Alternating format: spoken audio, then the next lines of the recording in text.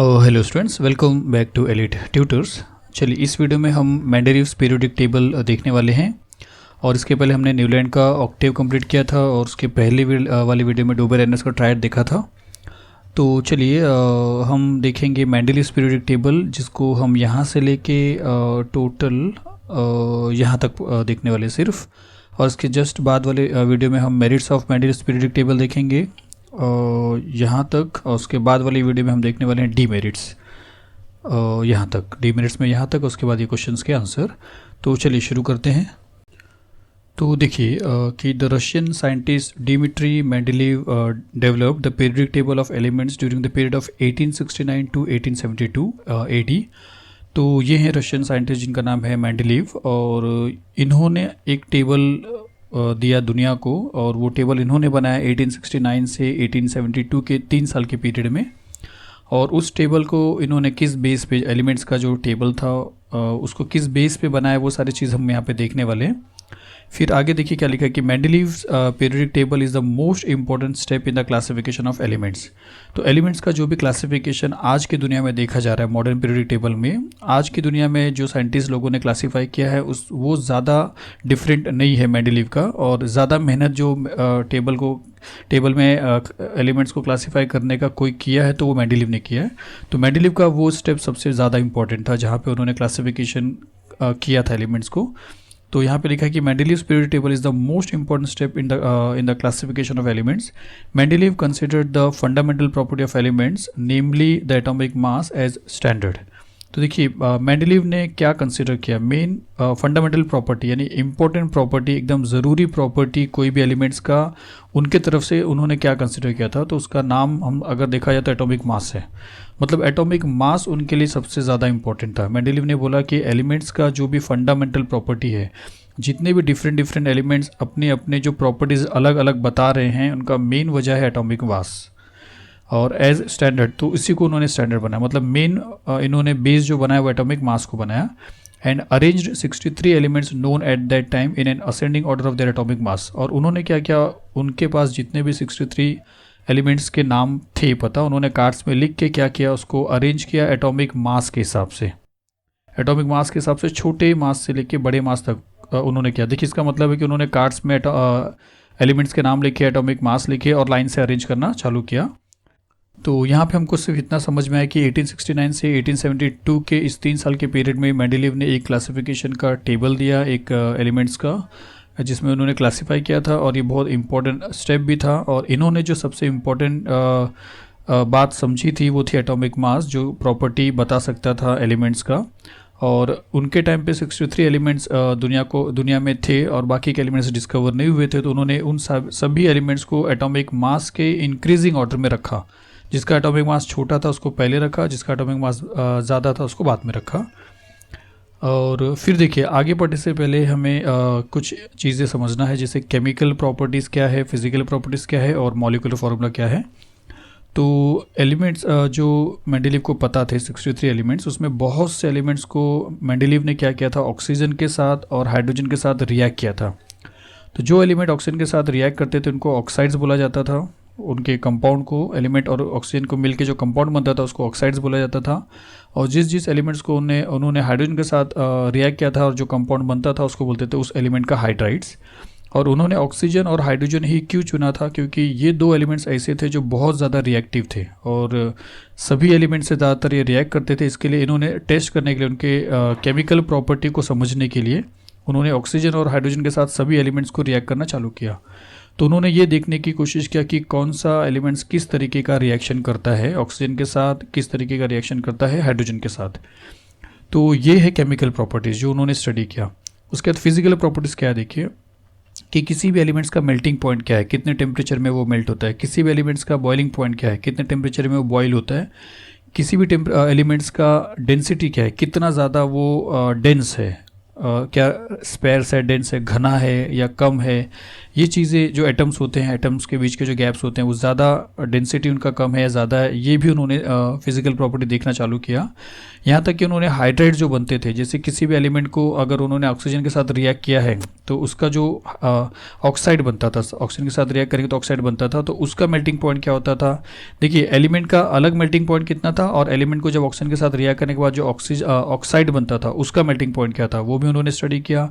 उसी तरह एलिमेंट को के अलग उन्होंने एलिमेंट को हाइड्रोजन के साथ रिएक्ट करके जो हाइड्रेट बनाया उसका मेल्टिंग पॉइंट, उसका बॉइलिंग पॉइंट, उसका डेंसिटी क्या था वो भी चेक किया उन्होंने। और इंडिविजुअल एलिमेंट्स के मेल्टिंग पॉइंट, बॉइलिंग पॉइंट, ये सारी चीज़ उन्होंने चेक किया। देखिए ओवरऑल ये समझना है कि केमिकल प्रॉपर्टीज़ उन्होंने डिफरेंट एलिमेंट को ऑक्सीजन के साथ और हाइड्रोजन के साथ रिएक्ट करके कैसे कैसे उनका फॉर्मेशन होता था वो स्टडी किया, जो केमिकल प्रॉपर्टीज़ था। फिजिकल प्रॉपर्टी में उन्होंने एलिमेंट के मेल्टिंग पॉइंट, एलिमेंट के बॉइलिंग पॉइंट और एलिमेंट के डेंसिटीज़ पे स्टडी किया। एलिमेंट जब हाइड्रोजन के साथ कंपेयर होता था तो एलिमेंट का जो हाइड्रेट बनता था उसका भी मेल्टिंग पॉइंट, उसका भी बॉइलिंग पॉइंट और उसका भी डेंसिटी देखा था। जब एलिमेंट को ऑक्सीजन के साथ रिएक्ट करते थे, जो एलिमेंट के साथ ऑक्साइड्स बनता था उसका भी मेल्टिंग पॉइंट, उसका भी बॉइलिंग पॉइंट, उसका भी डेंसिटी देखते थे। तो ये हो गया chemical properties and physical properties. अब हम देखते हैं मॉलिक्यूलर फार्मूला क्या है, क्योंकि ये सब समझने के बाद मेंडेलीव ने आगे जो बताया है वो हमको समझ में आएगा। तो मॉलिक्यूलर फार्मूला क्या है वो देखते हैं। तो मॉलिक्यूलर फार्मूले के लिए देखिए, सपोज सबसे पहले मेंडेलीव ने क्या किया था, जितने भी उनके पास एलिमेंट्स नोन थे उनको एटॉमिक मास के हिसाब से अरेंज करना चालू किया। आगे भी एलिमेंट्स है, 63 एलिमेंट्स है, जिसमें हाइड्रोजन का सबसे कम मास था उसको पहले रखा, लिथियम का उससे ज़्यादा था, बेरिलियम, फिर बोरोन, ऐसे इस तरह करते करते उन्होंने 63 एलिमेंट्स को एटॉमिक मास के हिसाब से अरेंज करना चालू किया। फिर जब उन्होंने रिएक्शन भी किया था हाइड्रोजन के साथ, ऑक्सीजन के साथ, तो उनको क्या और समझा। देखिए जैसे जब उन्होंने रिएक्शन किया तो उन्होंने क्या पाया कि जब उन्होंने बहुत सारे रिएक्शन किया तो हाइड्रोजन का रिएक्शन और ऑक्सीजन का रिएक्शन में जब उन्होंने मॉलिक्यूलर फार्मूले पे ध्यान दिया तो उनको पता चला कि हाइड्रोजन के 2 एटम और ऑक्सीजन के 1 एटम कंबाइन होते थे। तो लिथियम का भी सेम स्टोरी हो रहा था, लिथियम के भी 2 एटम और ऑक्सीजन के 1 एटम मिलते थे, सोडियम का भी सेम हो रहा था, पोटेशियम का भी सेम हो रहा था। तो उन्होंने अपना जो स्ट्रेट लाइन था एटॉमिक मास का, उसमें से उन्होंने लिथियम को बाजू से छोड़ के उसके नीचे रख दिया, हाइड्रोजन के नीचे।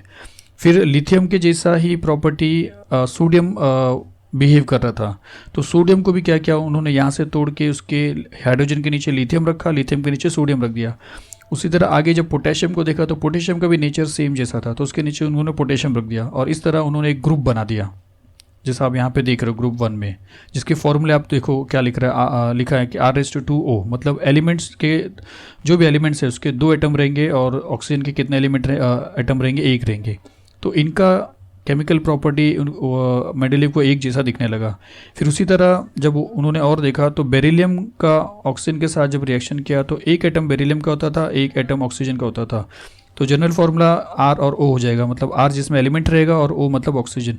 तो बेरिलियम के ही जैसा मैग्नीशियम ने भी और कैल्शियम ने भी प्रॉपर्टी सेम बिहेव किया, मतलब सेम वैसे नेचर बताया। तो उन्होंने क्या किया, बेरिलियम को जब लिथियम नीचे आ गया तो बाजू में बेरिलियम बचा। अब इसका स्टोरी हम बाद में देखने वाले हैं। तो लिथियम के बाजू में लिखा, यहाँ पे नहीं लिखा स्टूडेंट्स, वो मैं आपको बता रहा हूँ। तो बेरिलियम के बाद जब उन्होंने देखा बेरिलियम के बाद तो उनको मैग्नीशियम का भी जो था वो सेम लगा, मतलब मैग्नीशियम का नेचर और बेरिलियम का नेचर सेम लगा। तो बेरिलियम के नीचे उन्होंने मैग्नीशियम को रखा, उसी तरह कैल्शियम को रखा।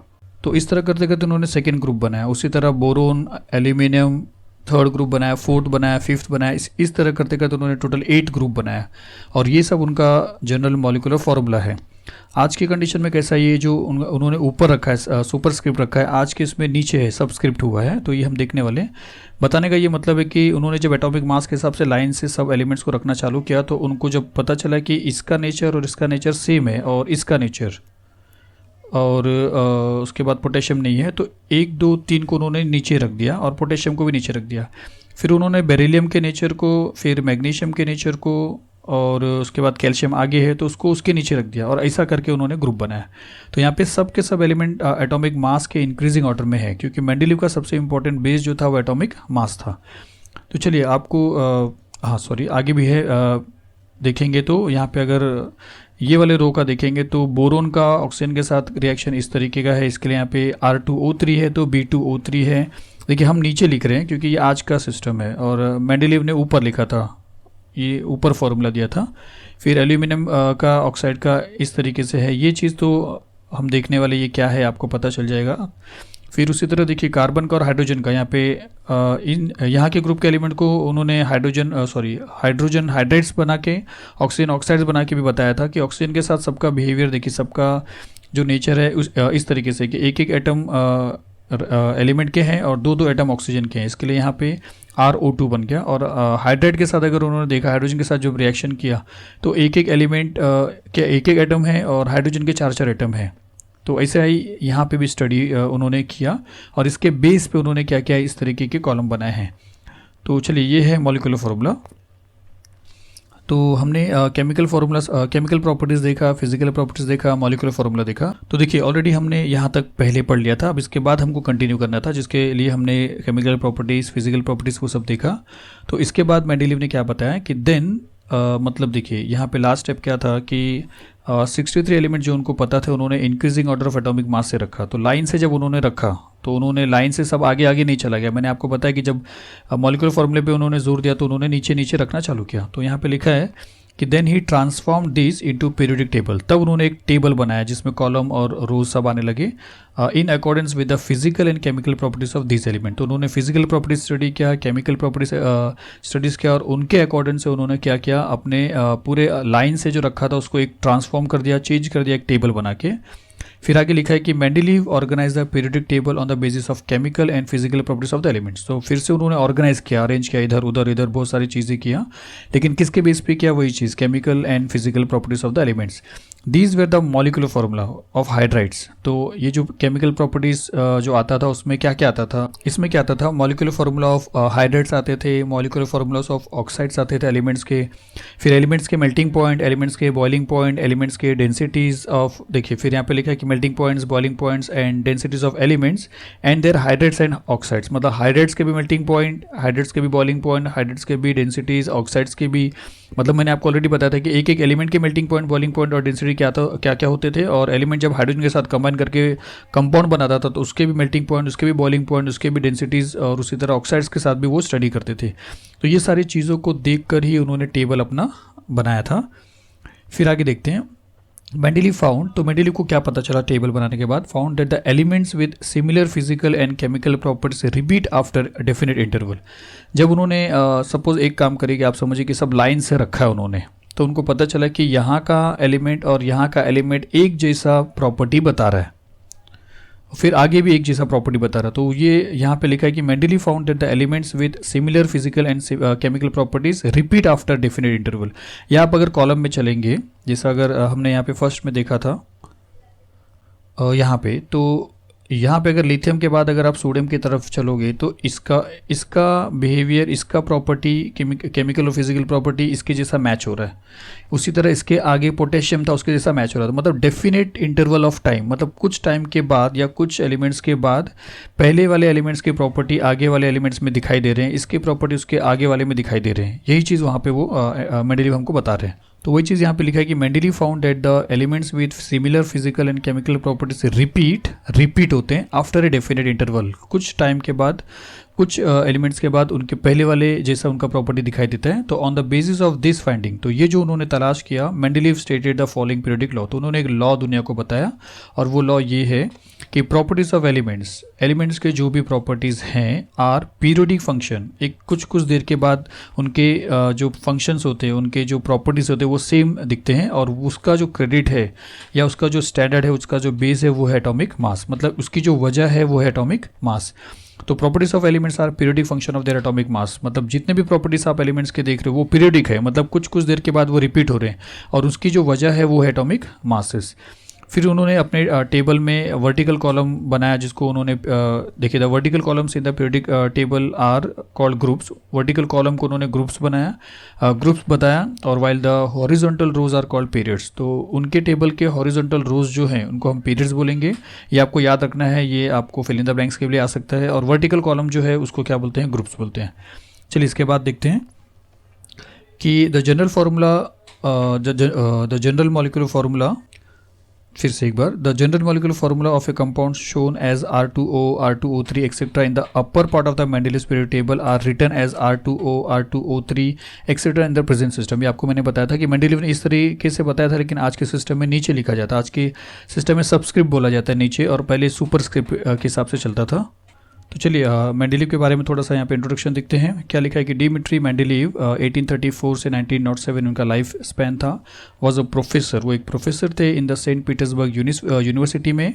ही made separate card for every known element showing its atomic mass. तो उन्होंने कार्ड्स बना के रखे थे जिसमें उन्होंने एटॉमिक मास लिख के रखा था। फिर he arrange the card in accordance with the atomic masses and properties of their elements which resulted in the invention of the periodic table। फिर से आपको बता दूं कि he arranged the cards in accordance with atomic mass।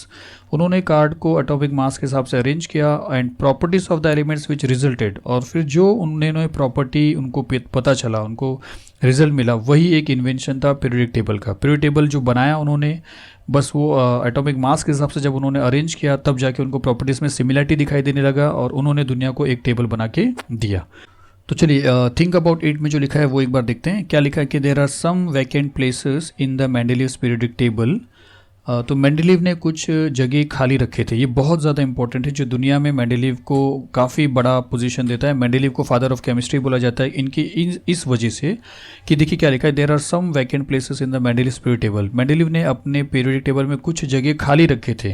मैं आपको बता रहा हूँ वो जगह इसलिए खाली रखा था कि मेंडलीव को ये यकीन था कि इस जगह पे कुछ एलिमेंट्स फ्यूचर में आके मिलने वाले हैं। कुछ एलिमेंट्स अभी पता नहीं है लेकिन वो फ्यूचर में मिलेंगे, तो उन्होंने उस जगह को खाली रखा था। फिर in some of this places the atomic masses are seen, लेकिन एटॉमिक मासेस उन्होंने लिख के रखा था। देखिए कि कितनी अजीब बात है कि एटॉमिक मास जो पता नहीं था मेंडलीव को, लेकिन फिर भी उन्होंने क्या किया था, वहाँ पे उस खाली जगह पे उन्होंने रखा था और प्रेडिक्ट किया था। देखिए सीन टू बी प्रेडिक्ट मतलब उन्होंने अंदाज़ा लगाया था कि जो एलिमेंट्स आज मुझे नहीं पता है, जिसके लिए मैंने जगह छोड़े हैं, फ्यूचर में वो आपको मिलेगा और उसके जो मासेस रहेंगे, उसके जो एटॉमिक मास रहेंगे, वो उन्होंने प्रेडिक्ट किया था। भविष्यवाणी जिसको बोला जाता है, वैसे उन्होंने बताया था कि इतने इतने होंगे। हम देखेंगे इसके बारे में भी। At least 3 of these predicted atomic masses along with their group and period. तो हमको क्या करना है कि तीन जो जगह उन्होंने खाली रखा था अपने टेबल में, उसको आपको बताना है, उसका एटॉमिक मास बताना है और उसको किस ग्रुप में रखा था, किस पीरियड में रखा था, वो बताना है। तो चलिए देखते हैं। तो ये है उनका टेबल, और वो जो 3 एलिमेंट की बात हो रही है वो ये है स्टूडेंट्स। एक है 44, फिर एक है 68 और एक है 72। ये 3 एलिमेंट्स ऐसे हैं जिनके मास मेंडलीव ने क्या किया था, मेंडलीव ने अपने अंदाज से बनाया, अपने अंदाज मतलब अपने एक्सपीरियंस से लिखा था। अब ये दोनों जो है आप देखो तो ग्रुप 3 में आ रहे हैं, और ये जो है ग्रुप 3 में आ रहे हैं और पीरियड 4 और 5 है। देखिए ऐसा समझिए, ये ग्रुप 3 का है और पीरियड 4 का है, और ये वाला ग्रुप 3 का है और पीरियड 5th का है। ये जो है ये ग्रुप 4th में है और पीरियड 5th में है। तो मेंडलीव ने यहाँ पे अपने हिसाब से नाम दिया था स्टूडेंट्स। मेंडलीव ने खुद अपने हिसाब से नाम, यहाँ पे नाम नहीं लिखा है, लेकिन मेंडलीव ने अपने तरीके से नाम दिया था। और लेकिन आज जो है वो नाम बदल चुका है, लेकिन मेंडलीव की जो प्रेडिक्शन थी वो काफ़ी हद तक सही पाई गई थी। ये हम देखने वाले हैं वैसे भी आगे। तो चलिए फर्स्ट वाले का जो आंसर है वो है कि एक का एटॉमिक मास 44 बताया था, एक का 68 बताया था, एक का 72 बताया था। तो ये वाला जो था वो ग्रुप 3 में था, फोर्थ में था। पीरियड्स यहाँ पे हम लोग देखा था। प्रेडिक्टेड नेम जो था मेंडलीव की तरफ से जो नाम था वो था एका बोरोन, एका एल्यूमिनियम, एका सिलिकॉन। लेकिन आज का जो नाम है, प्रेजेंट नाम है, वो स्कैंडियम है, गैलियम है और जर्मेनियम है। तो ये इसका आंसर है। फिर आगे देखिए कि due to uncertainty in the names of some of the elements, मतलब कुछ एलिमेंट्स के नाम को लेके मेंडलीव को थोड़ा सा डाउट था, उसके एटॉमिक मास को लेके मेंडलीव को थोड़ा सा डाउट था। तो एक question mark is indicated before the symbol. तो मेंडलीव ने अपने टेबल में उस एलिमेंट्स के सामने कुछ क्वेश्चन मार्क्स बना के रखे हैं। व्हाट आर सच सिंबल्स, तो वो सिंबल्स क्या है, या आज के टाइम पे उनके सिंबल्स में क्या चेंजेस है, उनके मास में क्या चेंजेस है, वो हमको देखना है। तो देखिए अगर टेबल अगर आप देखते हो तो ये एक एलिमेंट है जिसके अंदर उन्होंने क्वेश्चन मार्क रखा है, उसके बाद ये एक एलिमेंट है जिसके अंदर उन्होंने क्वेश्चन मार्क रखा है, फिर ये है जिसके अंदर उन्होंने क्वेश्चन मार्क रखा है, यहाँ पे ये है, फिर यहाँ पे ये है। ऐसे 5 एलिमेंट्स हैं टेबल के अंदर जिनके सामने उन्होंने क्वेश्चन मार्क रखा है। तो कुछ कुछ के जो सिंबल आप नेम देख रहे हो इसमें थोड़े से चेंजेस हुए हैं। जो अनसर्टेन थे अभी वो सर्टेन हुए हैं, उनके सिंबल को लेके चेंजेस हुआ है, और उनके जो मासेस दिख रहे हैं आप, इसके मासेस में भी स्लाइट चेंजेस हुआ है जो हम यहाँ पे देखने वाले हैं। तो देखिए इस तरीके से जो YT था जिसको उसके नाम को चेंज किया गया Y करके, उसका जो मास 88 था वो आज के टाइम पे 88.906 है। और उसी तरह DI का नाम चेंज हो गया LA और इसके मासेस भी चेंज हो गए। उसी तरह यहाँ पे अगर आप देखोगे तो ये सब जो क्वेश्चन मार्क थे उनके नेम में चेंजेस आया है और उनके एटॉमिक मासेस में चेंजेस आया है। तो चलिए हमको इस वीडियो में यहीं तक देखना था। इसके जस्ट बाद वाली वीडियो में हम merits of Mendeleev's periodic table देखने वाले हैं। तो चलिए मिलते हैं नेक्स्ट वीडियो में। Thank you very much.